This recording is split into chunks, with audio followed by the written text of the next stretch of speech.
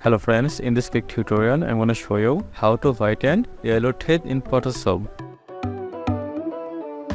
First, we select Quick Selection tool from the toolbar and select the teeth if you want.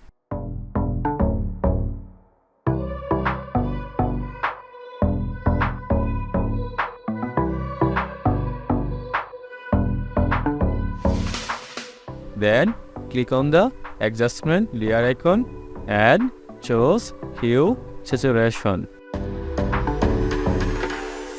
Select the yellow and hue -100, lightness 15.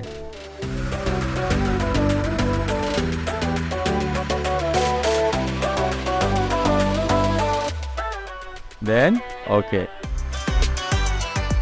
Now we make yellow to whiten teeth. If you enjoyed this video, don't forget like, comment and subscribe for more videos.